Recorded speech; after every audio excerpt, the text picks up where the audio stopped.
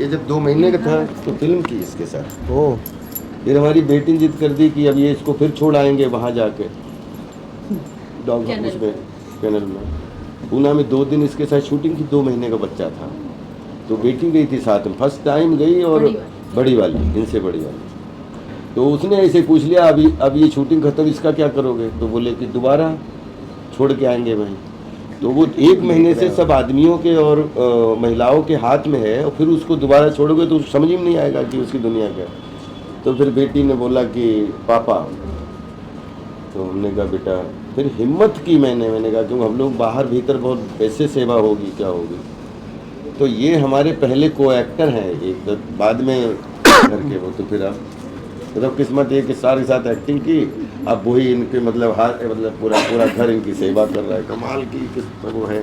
Hello and welcome, मैं हूं आकिब खान। आप सभी का स्वागत है हमारे चैनल वीरल बयानी में। आज हमारे साथ जो स्पेशल गेस्ट हैं, इनका इंट्रोडक्शन वो कहते हैं ना कि छोटा मुंह बड़ी बात, मैं डायरेक्टली मिलवा देता हूं। राजपाल नौरंग यादव जी हैं। सर बहुत बहुत स्वागत है वीरल बयानी में आपका। Thank you brother, thank you so much. सबसे पहले तो यही पूछूंगा कि आपने जब सफ़र की शुरुआत की तो कितने पैसे थे जेब में और क्या था दिमाग में, और कौन सी ट्रेन से आप बॉम्बे आए थे? ये एक गोल्डन टेम्पल, एक फ्रंटियर आती है, जो फ्रंटियर मेल आती है, तो उससे हम लोग दिल्ली से चढ़े थे और बोरीवली के प्लेटफॉर्म पे सुबह 5 बजे 29 जून की नाइट यानी 30th की मॉर्निंग को जो है बोरीवली में उतरने का सौभाग्य मिला था। और ये 97 की बात है। और दूसरा क्वेश्चन क्या पूछा आपने? कितने रुपए थे आपकी जेब में और दिमाग में? 15,000 रुपये लेके आए थे, क्योंकि हम 4 लड़के थे, हमने 20-20 हज़ार रुपये का इंतज़ाम किया था, और तो चारों के पास 80 थे, तो 20,000 रुपये हम लोगों की पगड़ी पहले दिल्ली से ही हम लोगों ने 5-5 हज़ार मिला के भेज दी थी। तो वो जो है वो यहाँ पगड़ी जमा हो गई थी। बनराई गोरेगांव ईस्ट में जो है वहाँ पे एक कमरा लिया था, 2200 का कमरा था वो। तो 20,000 रुपये पगड़ी में निकल गए थे, 60,000 बचे थे, और 60 ने अपने ही अपने खाते में थे, लेकिन मुंबई पहुँचते पहुँचते 1-2 हज़ार और कम हो गए थे। लेकिन सबका ये एक दिल्ली से ही आपस में कमिटमेंट हुआ था कि हम लोग जो हैं अगर 4-5 हज़ार रुपया राशन पानी खाने पीने का खर्च होता है तो 12 पंजे 60, चाहे एक आदमी पूरे साल काम करे और चाहे चारों घर पे बैठें, लेकिन 1 साल कोई एक दूसरे को छोड़ के नहीं जाएगा। ये हम लोग कमिटमेंट करके आए थे। अच्छा, आपने जब कहा कि सुबह आप 5 से 6 के बीच में आए थे, तो कहते हैं ना कि मुंबई एक सपनों की नगरी है, रात को सपना देखा जाता है, बट आप लोग डॉन के टाइम में आए थे। सबसे अच्छा जो टाइम होता है, जी जी, हाँ, शुभ मुहूर्त, वही टाइम आप लोगों के लिए लकी रहा। नहीं, 100 जन्म भी ले लूँ तो मुंबई का कर्जा नहीं लौटा सकता। कि वो जिस घड़ी में मुंबई में कदम रखने का मौका मिला, एक एक इंच ज़मीन का बहुत रिस्पेक्ट करता हूँ, कि जिसको या तो नेकलेस के रूप में या नक्शे में या नेम से सुना था, कि उस समय सोशल मीडिया तो इतनी नहीं थी, कोई थी नहीं। तो आई थिंक मुंबई ने जिस तरीके से पाला पोसा, तो मैं अपने बच्चों को भी बोलता हूँ कि 100 जन्म भी ले लूँ तो मुंबई का कर्जा नहीं लौटा सकते, क्योंकि मुंबई कर्म भूमि के रूप में 7 समंदर में काम करने का मौका मिला मुंबई की वजह से, बॉलीवुड की वजह से। अच्छा, जो आपका नाम है, यही नाम से आप वहाँ से चले थे, और यही नाम, क्योंकि बहुत होता है ना अक्सर कि नाम बदल दिए जाते हैं इस इंडस्ट्री में आने के लिए, क्योंकि थोड़ा सा फैंसी असल चीज़ें हैं। सो आपने स्टार्ट टू एंड यही नाम था आपका, और अभी भी यही नाम? हमारा नाम यही था, राजपाल यादव। और ये बीच जब महाराष्ट्र में आया तो फादर का नाम बीच में लग जाता है, तो मेरा पासपोर्ट पे जो है, क्योंकि अभी मुझे 25 साल हो गए, तो हमारा पासपोर्ट में राजपाल नौरंग यादव, तो पिताजी का नाम, हमारे पिताजी का नाम श्री नौरंग यादव जी है, तो इसलिए फिर हमारे दोनों नाम के बीच में पिताजी का नाम आया, तो मैंने उस नाम को कंटिन्यू कर दिया कि राजपाल नौरंग यादव हमारा नाम है, और बाकी कुछ भी नहीं बदला है इसमें। अच्छा, if I am not wrong, 1999 से आपकी सफ़र की शुरुआत हुई? 1997 1999 से में शूल मिली। हाँ, करेक्ट है।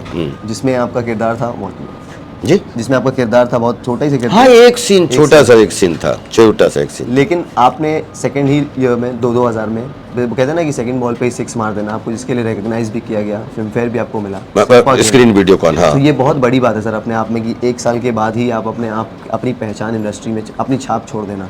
सो सफ़र की शुरुआत के बारे में। बहुत अमेजिंग। मैं दुनिया के सबके लकीएस्ट एक्टर में हमेशा बोलता हूँ कि मैं अपने आप को सौभाग्यशाली समझता हूँ, क्योंकि मतलब शुरू में जब टेलीविज़न इंडस्ट्री ज्वाइन की 6-7 सीरियल के, उसमें टिग्मांशु धूलिया जी, अनिल चौधरी जी और पंकज कपूर साहब और स्वराज, दयाल निहलानी जी, और उसके बाद मुझे काम करने का मौका मिल गया रामू जी के प्रोडक्शन में, और उसमें पहली फिल्म जो थी शूल थी, उसमें सीन शेयर करने का मौका मिला मनोज बाजपेयी जी और रवीना टंडन जी के साथ में। तो अब फिर उस प्रोडक्शन की, उसके बाद में रामू जी ने हमें जंगल में रखा। तो आई थिंक मैं इस मामले में बहुत लकी मानता हूँ कि हमारी शुरुआत जो हुई वो एकदम रोल छोटा हो या बड़ा हो, लेकिन क्लास के साथ ही शुरुआत हुई। इस बात का बहुत बहुत धन्यवाद देता हूँ।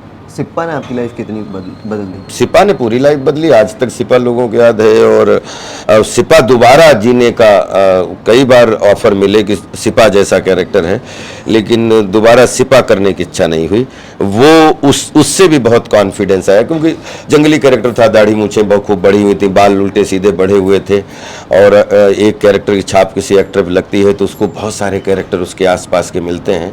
लेकिन थैंक यू गॉड और आप सबकी दुआएं, माता पिता का आशीर्वाद कि सिपा में जो 1 साल दाढ़ी बढ़ाई और बाल बढ़ाए, उसके बाद जो है हमेशा जो है बगैर दाढ़ी, या दाढ़ी बढ़ी तो सिपा जैसी नहीं बढ़ी, और कभी अपनी मर्जी दाढ़ी बढ़ा ली वो अलग बात है, लेकिन किसी कैरेक्टर को लेके दाढ़ी उस तरीके का सिपा की मेंटालिटी को दोबारा जीने का कभी वो मौका नहीं आया। उसके लिए मैं बहुत खुश हूँ। अच्छा, कॉमेडी एक ऐसा जॉनर है सर कि अगर बात करें टाइमिंग्स की सबकी, तो ये सब चीज़ें सीखी नहीं जाती है, ये सब चीज़ें नेचुरली गॉड गिफ्टेड होती है। बट आपने कभी किसी को देख करके इंस्पिरेशन ली, या फिर किसी के टाइमिंग को देख करके नहीं मुझे इनके जैसे टाइमिंग चाहिए अपनी लाइफ में, या इनके जैसा मुझे बनना है या करना है? देखिए, आपका इंस्पिरेशन सब वो एक्टर हैं ब्रदर जिनकी टाइमिंग का मैं बहुत गुलाम हूँ, चार्ली चैपलिन साहब से लेके दिलीप साहब तक। लेकिन क्योंकि हम इंस्टीट्यूट में हमें पढ़ने का मौका मिल गया, तो जो टाइमिंग डेवलप हुई या जो भी अंदर थी बाय ग्रेस ऑफ गॉड, वो हमने अपनी टाइमिंग फॉलो की। और टाइमिंग बहुत ज़रूरी है। या तो आप क्रिकेट भी खेल रहे हो तो आपने अगर टाइमिंग पे मारा तो छक्का हो जाता है, टाइमिंग ज़रा सी चूकी तो वो किसी का कैच होता है। तो टाइमिंग को मैं पहले से ही बहुत प्यार करता हूँ, और टाइमिंग हमें जो है अपनी डेवलप करने का, सीखने का, या सावधानियों के रूप में कि टाइमिंग किसको कहते हैं। आज भी काम कर रहा हूँ एक बिगिनर और लर्नर के रूप में, लेकिन हमारे लिए भारतीय नाट्य अकेडमी लखनऊ और राष्ट्रीय नाट्य विद्यालय नई दिल्ली, ये 5 साल के जो इंस्टीट्यूट में बिताने का मौका मिला, इसमें किसी की टाइमिंग कभी भी जो है अपनी टाइमिंग बनाने की कोशिश नहीं की, लेकिन अपनी टाइमिंग को हमेशा पॉलिश करने की कोशिश की। सर, ऐसी अनगिनत मूवीज़ हैं जो मैं चैलेंज के साथ कह सकता हूँ कि जो हीरो के लिए नहीं बट आपके लिए लोग ज़रूर देखते हैं कि नहीं आपकी कॉमेडी देखनी है, वो एक स्ट्रेस बास्टर के लिए लोग देखते हैं। फिर भी आज के टाइम में कॉमेडियंस को या फिर जो एक्टर्स हैं वो ड्यू नहीं मिलता है सर, आप कितना इस बात को मानते हैं? लेकिन मुझे जो मिला है मैं बहुत खुश हूँ, और मैं ये बोल रहा हूँ कि ये रस है बॉडी के, तो हमेशा रोमांस वाले श्रृंगार रस को हमेशा प्रधानता दी गई है, लेकिन जीवन हास्य रस से मिला है। तो अगर कोई भी हंसी को या कॉमेडी को अगर थोड़ा सा एक कैटेगरी का मानता है, लेकिन हंसी के दुनिया का हर रस जिया जा सकता है, लेकिन कॉमेडी के बगैर जीवन नहीं जी सकता है। तो इसलिए कॉमेडी को हमेशा, आज नहीं हजारों साल से, ये जब दुष्यंत हुए हैं तो वहाँ पे अगर विदूषक नहीं है तो कुछ भी नहीं है। अभिज्ञान शाकुंतलम हो, चाहे दुनिया की कोई भी हो, आज नट नटी से लेके, भांड से लेके, विदूषक से लेके, जो और मनसुखा तक, मतलब जो कृष्ण जी का मनसुखा बोलते हैं, तो मुझे लगता है कि कोई भी दरबार अधूरा है जब तक मनसुखा ना हो उसके अंदर। तो इसलिए मनसुखा को कभी दबाया नहीं जा सकता। अच्छा, नो डाउट आप अपने जॉनर में तो अव्वल हैं ही हैं। आप कभी ऐसा फेस किया आपने कि आपके सामने कोई ऐसा टकराया हो, कोई जब आपको लगा होगी नहीं एक स्टेप बैक लेके हाँ भारी पड़ गया, ये मेरे पर भारी पड़ मैं तो चाहता हूं कि मेरे सामने सारे भारी खड़े हों तो मैं भी भारी हो जाऊंगा अपने आप मैं तो, क्योंकि एक क्रिकेट की फील्ड से उदाहरण दे सकता हूं कि जब 11 खिलाड़ी खेलते हैं ना brother, I am not joking, तो फील्डिंग अच्छी हो, बैटिंग अच्छी हो, बॉलिंग अच्छी हो, तभी तो मैच जीतते हैं। तो हमारी क्रिकेट फिल्म की फील्ड में जिनको भारी एक्टर बोला जाता है या जिनकी टाइमिंग अच्छी है, मैं तो समझता हूं कि ये मेरा सपना था कि मुझे अच्छे और ब्रिलियंट, नए पुराने सब ब्रिलियंट लोगों के साथ काम करना है, तो मुझे भी कुछ अच्छा करने का मौका मिल जाएगा। अच्छा, पर्सनल फेवरेट कौन है और क्यों है? पर्सनल फेवरेट राजपाल यादव है। और वो क्यों तो है? सबके हैं, लेकिन आप क्योंकि हमारा अगर एक एक्टर, देखिए दुनिया में हजारों एक्टर हैं जिनकी अलग अलग पहचान है। बच्चन साहब की अलग टाइमिंग है, गोविंदा भैया की अलग टाइमिंग है, शाहरुख साहब की अलग टाइमिंग है, सलमान भाई की अलग टाइमिंग है, अक्षय की अलग टाइमिंग है। अगर मुझे एक नाम, दिलीप साहब की अलग टाइमिंग थी। मैं सबसे बहुत कुछ सीखा, Hollywood, Bollywood, regional would. Rajni साहब की अलग टाइमिंग है। एक नाम पिकअप करना पड़े तो मैं चार्ली चैपलिन साहब को उठाना चाहूँ। सर, सोशल मीडिया आजकल बहुत बूम पे है। सोशल मीडिया पे आप आज बहुत ही धमाल मचा रहे हैं, बहुत एक्टिव है। तो आपको क्या लगता है कि कितना एक्टिव होना ज़रूरी है आज के टाइम में, बाकी लोगों को भी, यंगस्टर्स को भी, या और भी जो लोग हैं जो सोशल मीडिया पे, कितना ज़रूरी है अपने आप को बूम करने के लिए, और कितना अच्छा प्लेटफॉर्म है वो? अब मैं अंदर ही बात बताऊं, मैं थैंक यू बोलता हूं अपनी टीम को जो सोशल मीडिया, क्योंकि समय के साथ चलना बहुत ज़रूरी है, लेकिन मैं इस फॉलोअर की गिनती से हमेशा पीछे रहना चाहता हूं कि इतने फॉलोअर उसके, उतने फॉलोअर उसके। मुझे ऐसा मान के बैठा हूं कि पिछले 20 साल से 750 करोड़ किचन मेरे हैं, और जो मेरे साथ में हैं और जब तक हम हैं उनके लिए हमें काम करना है। अब तो 800 हो गए ना, तो 800 करोड़ और 200 करोड़ मिसलेनियस रख लो, 1000 करोड़ लोगों का मैं अपने आप को सोशल मानता हूं कि उनके हर किचन का ब्लड सर्कुलेशन अच्छा करने का हिस्सा मानता हूं। सर, लास्ट 2 सवाल ये है कि पॉपकॉर्न, वो उसकी बात हम कैसे नहीं कर सकते हैं। सो क्या कहना चाहेंगे, लाइक कैसा था रिस्पांस ओवरऑल, और थोड़ा सा उससे जुड़ी बातें बता दें आप हमें। पॉपकॉर्न में बहुत मज़ा आया कि देखिए मिस्टर फरहाद जो है वो हम लोगों के 18-20 साल के अच्छे दोस्त हैं, क्योंकि क्रिएटिव दोस्त रहे। और जहाँ पे सतीश कौशिक जी हों, जानी भाई हों, सौरभ जी हों, चंकी भाई हों, जाकिर भाई हों, एक से एक बेहतरीन अभिनेता जिन्होंने एक नहीं 50 बार अपने अभिनय से लोहा मनवाया है, तो उनके साथ में जो काम करने का एक रिदम बना था और बड़ा मज़ा आया कि एक बड़ी वन लाइनर फन सीरीज, और जिसमें कुणाल खेमू के साथ में हमारा ढोल का एक बहुत अच्छा एक्सपीरियंस, हमने 1.5 महीना साथ में शूटिंग की थी। तो आप ये कह सकते हैं कि बिल्कुल फैमिली की तरह, बगैर किसी हसल के, बगैर किसी बोझ के, बगैर किसी प्रेशर के, एक अच्छी सीरीज, एक फन सीरीज, सिचुएशनल सीरीज करने का मौका मिला, और डिज्नी प्लस हॉटस्टार ने उसको प्लेटफॉर्म दिया। सबका बहुत बहुत धन्यवाद, बहुत मज़ा किया हमने। अच्छा, 15 साल के अगर आप होते हैं और मैं आपके पास आके बोलता कि 2023 में आपकी लाइफ ऐसे चेंज होने वाली है, सो क्या रहता आपका रिएक्शन? क्या 15 साल के राजपाल यादव को अगर मैं आकर के बोलता कि आपकी लाइफ 2023 में ऐसी चेंज होने वाली है, तो क्या रिएक्शन? वेट करूंगा इंतजार करूंगा उस लाइफ को देखने का। सर, जाते जाते एक दुखद खबर ये है कि प्रदीप सरकार से इज नो मोर।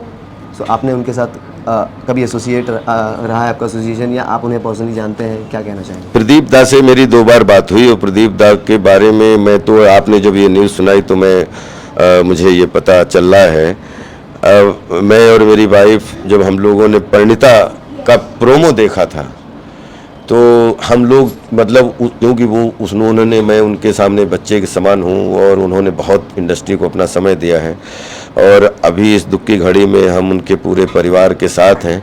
लेकिन मुझे ये बिल्कुल न्यूज़ की उम्मीद नहीं थी कि पिछले कुछ दिन पहले जो सतीश भाई के साथ में हमने उनके साथ लास्ट सीरीज़ की, उनका जब सुना तो ऐसा लगा कि ये अनहोनी कैसे हो गई। और प्रदीप दा के बारे में भी क्योंकि ये सुन रहा हूँ तो ऐसा लगता है कि एक लेजेंड फिजिकली हमारे साथ में जो है वो दुनिया